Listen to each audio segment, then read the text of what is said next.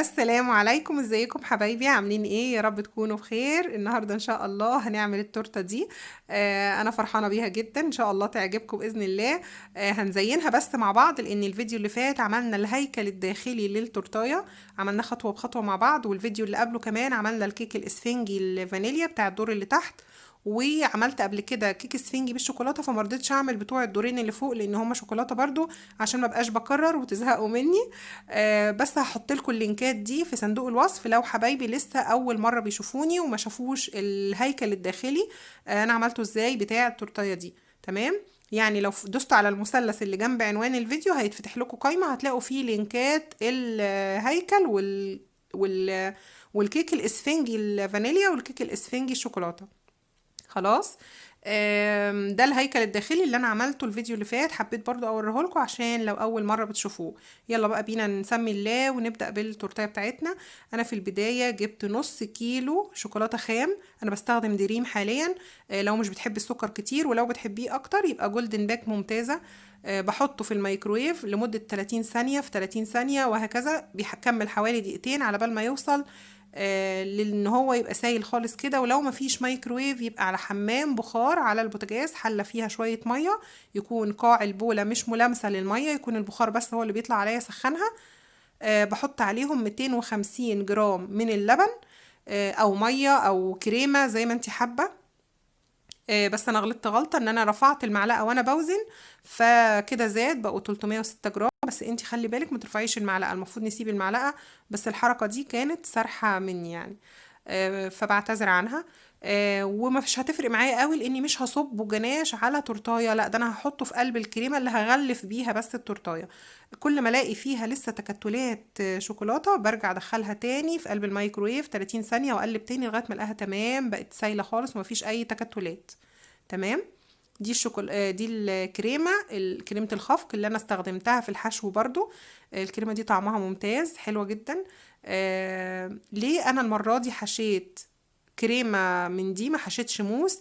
وليها زين بالكريمه دي مش بالكريم شانتيه. بتبقى الحاجات دي حسب الطلب، يعني كل واحده تطلب منها حاجه وبحاجه معينه بتعملها. لكن لو ما طلبش منك تحديدا الحشو ايه والتغليف ايه، يفضل انك تحطي موس، والتغليف من بره يبقى كريم شانتيه زي ما انتي حابه طبعا برضو.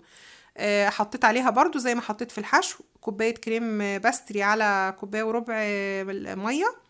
دي بقى مش كريم باستري خالص، بصوا لونها مختلف شويه عن الباستري وعن الشانتيه.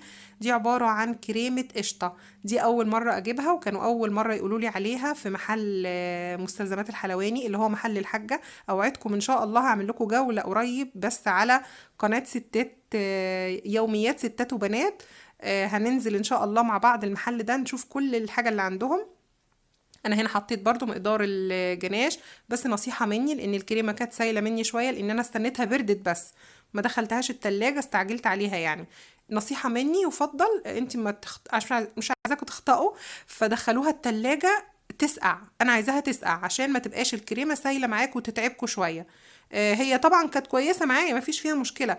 بس يعني لو اول مرة هتعملي تورتة او لسه في البدايات بتتعلمي، هتتعبك شوية في التغليف من بره. فما تحطهاش بمجرد ما بردت بس، لا، نصيحة مني دخليها التلاجة تسقع كمان.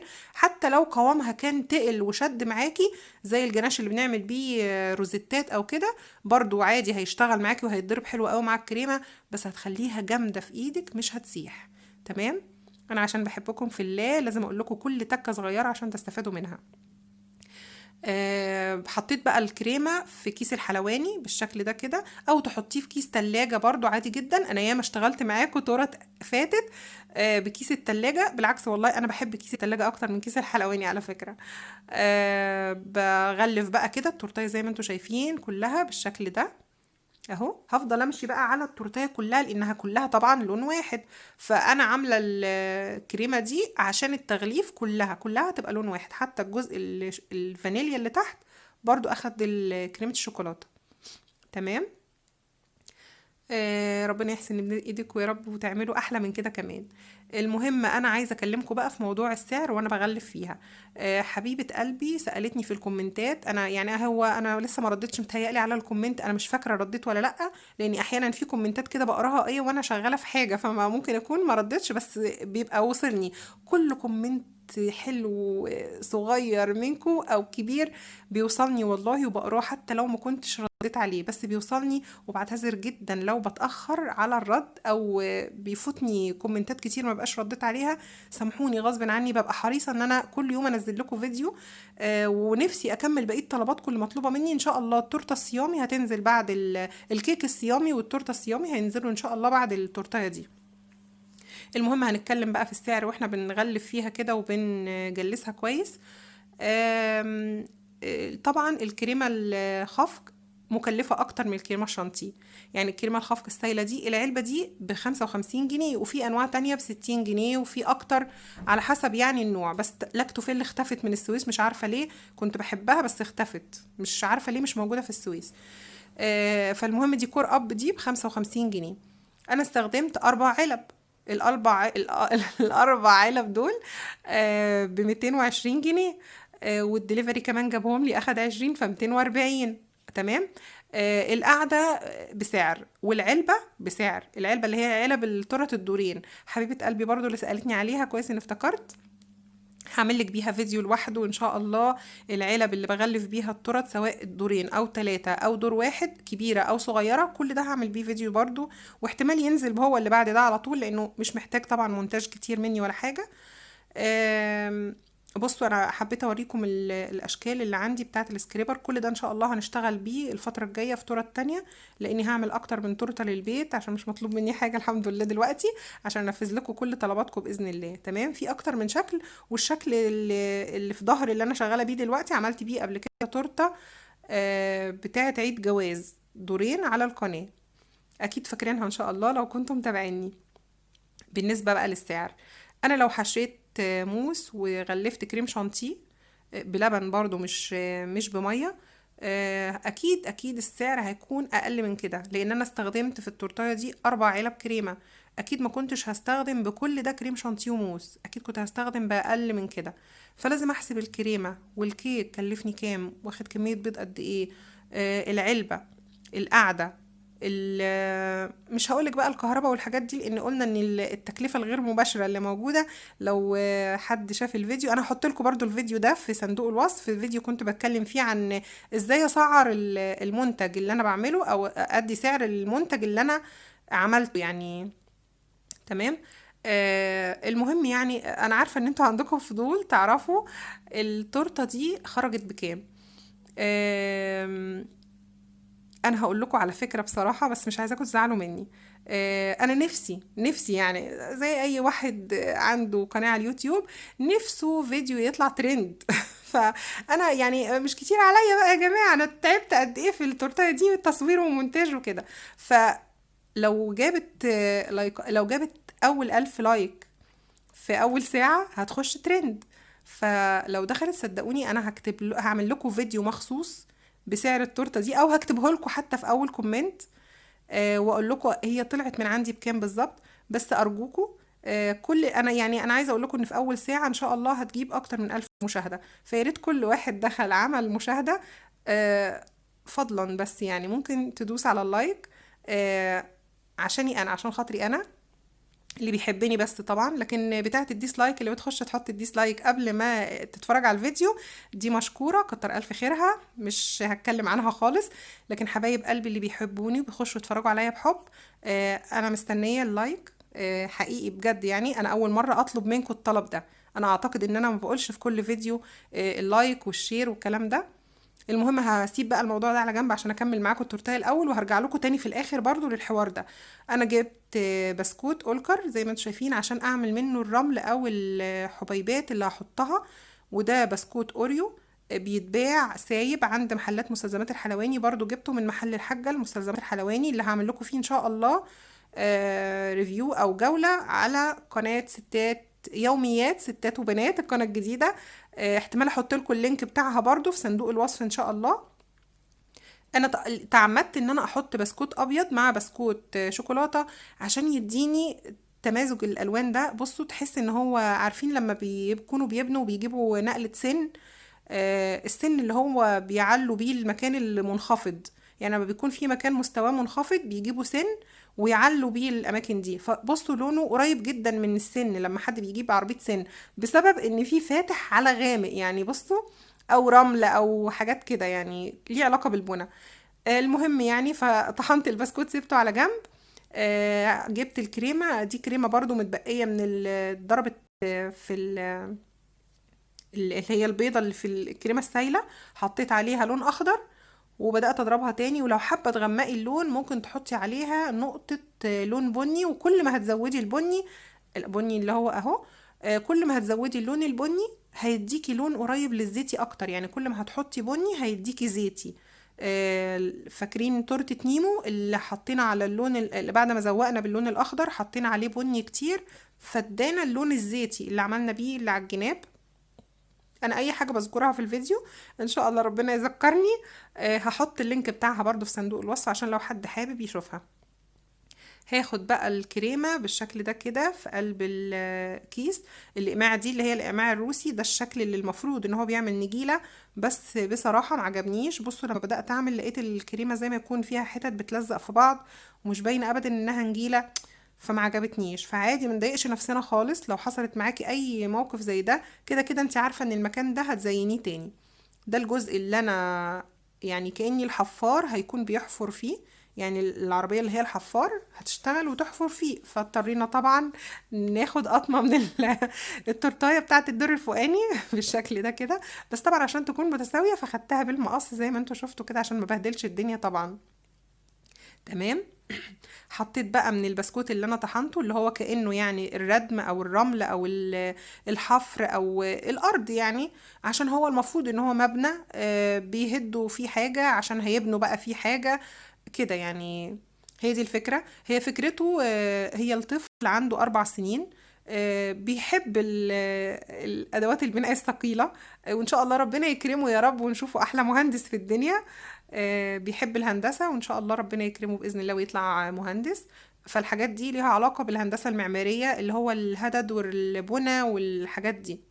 تمام. فكان لازم تكون الأرضية كده، يعني كان لازم تكون أرضية التورتاية عبارة عن ايه، فيها بقى ردم وكده. انا ريحت نفسي خالص، شلت القمع، جبت الكيس الحلواني العادي، حطيت فيه الكريمة وقصيت منه فتحة صغننة جدا عشان اعمل بيها النجيلة، بس برضو ايه ما عجبتنيش قوي، فحبيت اكسر المود عند نفسي يعني، واخرج وابتدي احط الورق بتاع الشجر ده. ورق الشجر ده على فكرة كان عندي في البيت من فرع اخضر، كنت بعلقه في مكان يعني كده وخلاص استغنيت عنه وما بقتش بستخدمه من ساعتها، هو مغسول ومتشال. فاخدت منه كام فرع كده خلعتهم يعني، وقلت استغلهم اعمل بيهم شوية خضرة. اي مكان فيه خضرة حتى لو صحراء بيبقى فيه روح، يعني اي مكان لو تورتايه كده من غير الخضره ما كانتش هتطلع حلوه خالص. يعني تخيلوها معايا ان التورتايه دي على بعضها كده بالبني كل اللي فيها دي، ونحط عليها العربيات من غير شويه الخضره دول، ما كانش هيبقى فيها روح وبهجه كده. اي خضره بتدي روح وبهجه للمكان، خلاص حتى لو في صحراء يعني. خلاص. هبتدي احط برضو شوية خضرة تحت كأني نجيلة او عشب اي حاجة كده، وهحط برضو في اماكن متفرقة في التورتاية. تابعوها بقى كده معايا وانا بكلمكم برضو عن موضوع السعر، عشان انا مش عايزة ازعلكم مني. خلاص مش مستنية اللايكات. التورتاية دي طلعت ب1000 جنيه. لو حبايب قلبي اللي شغالين في التورت وعايزين يعملوا زيها بالظبط، بس طبعا لازم تكوني سائلة العميلة وتعرفي منها هي عايزة ايه. ما ممكن هي مش عايزة كريمة كده، يمكن هي عايزة كريم شانتيه، يمكن عايزة الحشو موس. فلازم طبعا تسألي الأول. لكن لو اتطلبت منك مباشر وقالت لك أنا عايزة التورتاية كلها كذا، خلاص يبقى تمام.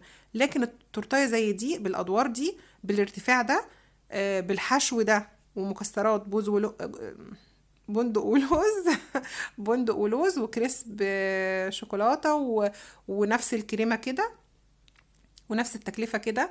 ونفس العلب، نفس العربيات. يعني ما انا عايزه اقول حاجه، انا لما نزلت ادور على العربيات بتاعت بناء الثقيله، لقيت زي باكت كده في عربيات بلاستيك مش حلوه خالص ب 35 جنيه. فما ينفعش اجيب العربيات ام 35 جنيه دي واحطها وابقى حاسبه التورته بنفس السعر، لا. طالما انا حطيت حاجه، ما عشان كده انا في الفيديو اللي قلت عليه، يا رب احط لكم اللينك بس وربنا يذكرني، اللي قلت اني نحسب التكلفة الاول. فلازم يعني انا جبت لعبة ب125 جنيه، وبعت طبعا العلبة للطفل اللي عيد ميلاده، صاحب العيد ميلاد يعني. فلما هيشيلوا اللعب من على التورتاية هو المستفاد باللعبة. فيعني مش معقول هيبقى دي زي دي، يعني فاهميني اقصد ايه؟ لعبة ب125 جنيه، غير لما هجيب، انتوا لسه هتشوفوها دلوقتي هوريها لكم برضو. يعني العربيات انا جايباها ب125 جنيه. فمش معقول التورته اللي هتطلع بلعبه زي دي اهي اللعبه، الحمد لله وصلنا لها، اهي العلبه بتاعتها، حتى حبيت اوريكم سعرها ب125 جنيه. انا دخت لفيت السويس كلها عشان الاقي علبه زي دي، وعربيات بالشياكه والجمال ده. انا جبتها من محل في اخر الكورنيش. لو حابين اعمل جوله في المحل ده، في شويه حاجات تحفه اعملها لكم، بس على قناه يوميات ستات وبنات ان شاء الله. قولوا لي في الكومنتات تحت واحنا نروح نعمل الجولة دي. وان شاء الله هنروح النهاردة نعمل جولة في محل مستلزمات الحلواني اللي هو الحاجة، وممكن كمان اعدي على بقية المحلات لو حابين. دي بقى العربيات، بصوا جميلة ازاي، هي من النوع اللي هو بنسحبها لورا على السيراميك او على الحاجة فتمشي هي لوحدها. ده طبعا المهندس صاحب العيد ميلاد. وده الكرفان اللي بيحطه عشان يبقى ساتر، يعني فيه ارتاحوا شوية او هيغير او كده. وده الونش اللي هو الطويل ده. فالمهم يعني عشان ما فوتكوش في الكلام، انا اتعلمت الرغي قوي على فكرة من ساعة ما عملت القناة دي. آم، لما هجيب لعبة ب125 جنيه، غير لما هروح اجيب عربيتين تلاتة كده بلاستيك اي نوع، شكلا مش هو، الخامة مش هي، وتكون مثلا ب30 35 جنيه. اكيد هحسب دي تكلفة وهحسب دي تكلفة. فالحاجات الصغيرة قوي دي بتفرق، الحاجات اللي في الزواق بتفرق، والتكلفة والحشو حطيت مكسرات او ما حطيتش، لاني المكسرات برضو ليها سعرها. تمام.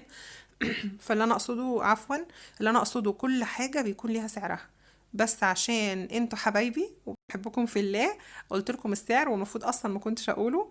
التورتايه دي طالعه ب1000 جنيه. خلاص.